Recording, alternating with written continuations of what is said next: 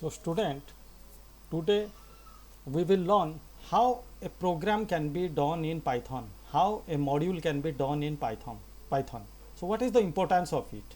Before we learn how to execute an individual coding, see, an individual coding, just individual module or the method I wrote here in Python prompt, this is Python prompt, so it is showing the result immediately.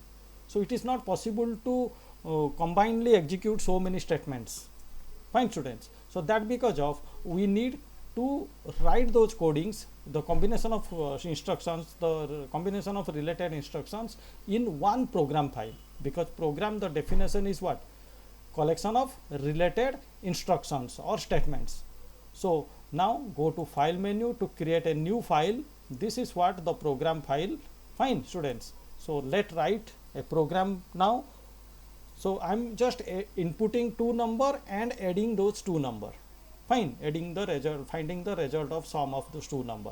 So here I'm writing a equal to int, then input, then bracket. I can write enter first number. Already we learned this statement. Individually we have executed. Now combinedly I'm just executing them. So doing b equal to for what? Second number students. Fine. So now if I want to find out the sum of them, sum of the two numbers, so I can do c equal to a plus b. Now the result of c I want to show. So print, what I can do now, the result is or the sum is, so I can do like the sum is, so just giving comma I can write c here. So the program is done. Now this program has how many instructions, how many statements? 4 statements. So this become a program. Okay, this become a individual program. So now we need to save it. Going to file menu, there is save option here, and I can specify program1.py. py is the extension for Python program file, that is mandatory to give. Py stands for Python. You save it anywhere, does not matter. Now saving. Okay, I have file before, so it is asking to overwrite. I am doing yes. So the file is done. It is showing where it saved the file, the location it is showing. So you simply go to run and run the module, because we specify a module, so you have to press F5 the shortcut or run module. Doing run module, it will bring you back to the Python prompt, and it is asking immediately the first number where we are providing the numbers. Now we are getting the result here. Fine. This is how 2 statement or 3 statement we executed at a time together, because we kept them in a program students. Now I'm doing little modification in the program. You see, suppose I want to specify a plus b equal to c. So how can I write that? A comma, I can specify like this students, we can specify like this, just check, b comma,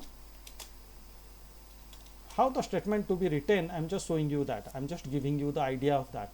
A the number I inputted, b the number I inputted, then I'm doing the plus of those two number and equal to c.